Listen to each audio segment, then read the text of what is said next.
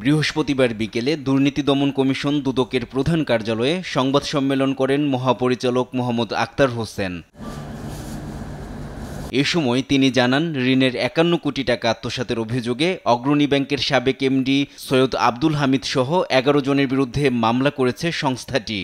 জনাব সৈয়দ আব্দুল হামিদ সাবেক ব্যবস্থাপনা পরিচালক ও সিইও অগ্রণী ব্যাংক লিমিটেড এবং মোট ১১ জনের বিরুদ্ধে দণ্ডবিধির ৪০৯, ১০৯ এবং দুর্নীতি প্রতিরোধ আইন ১৯৪৭-এর ৫-২ ধারায় একটি মামলা রুজুর সিদ্ধান্ত গৃহীত হয়েছে।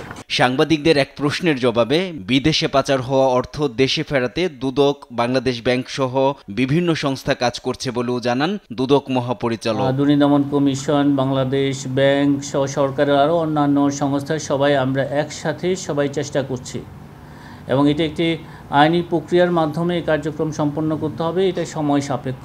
এদিকে কুমিল্লার লাকসাম ও মনোহরগঞ্জ উপজেলা পরিষদের সাবেক ২ ভাইস চেয়ারম্যান সহ ৩ জনের বিরুদ্ধে জ্ঞাত আয় বহির্ভূত সম্পদ অর্জনের অভিযোগে ৩টি মামলা দায়ের করেছে দুদক। সাবেক ভাইস চেয়ারম্যান উপজেলা পরিষদ মনোহরগঞ্জ কুমিল্লা কর্তৃক অপরাধমূলক অসদাচরণ, ক্ষমতার অপব্যবহার এবং অসাধু উপায়ে জ্ঞাত আয়ের উৎসের সাথে অসঙ্গতিপূর্ণ ১,০৯,০০,০০০ টাকারও বেশি মূল্যের সম্পদের মালিকানা অর্জন এবং দখলে রাখার অপরাধ অনুসন্ধানকালে প্রমাণিত হয়েছে।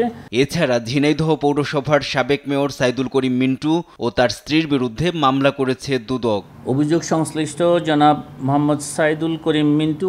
NI নাহিদ, দেশ টিভি, ঢাকা।